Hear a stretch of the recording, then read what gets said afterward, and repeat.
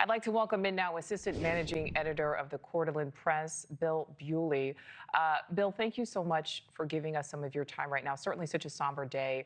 What can you tell us as far as what is happening right now on the ground? Our authorities are certain that the shooter did act alone and that there is no immediate threat to the public.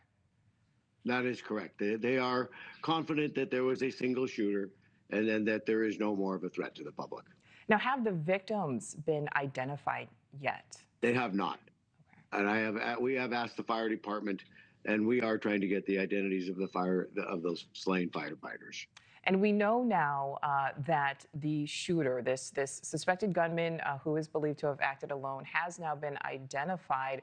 What more can you tell us about this gunman, and are there any clues? It's still very early, but any clues as to a possible motive? Yeah, we don't know. We have just begun trying to do some research on this guy, so I can't say anything more about his motivations. And is it believed that he did in fact start this fire? Yes, that he intentionally set the fire.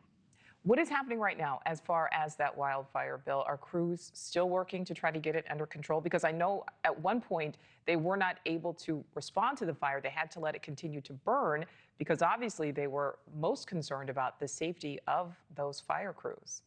Yes, they do have firefighters now out there trying to contain that fire. All right, what can you tell us about what happens next as far as the investigation?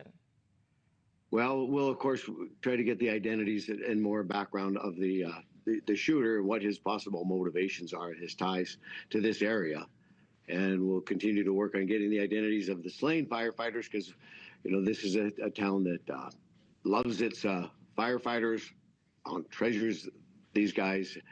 We just passed a $16 million bond for the fire department so they could get new equipment and trucks. So this community's a little bit, I think, shaken that something like this could happen here, especially to the firefighters who are good people. Absolutely, yeah. That's my last question for you. We saw that procession there.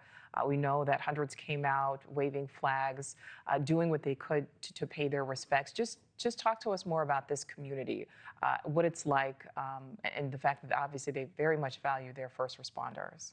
Well, it is. It's a pretty close community. Coeur d'Alene, a lot of longtime residents here.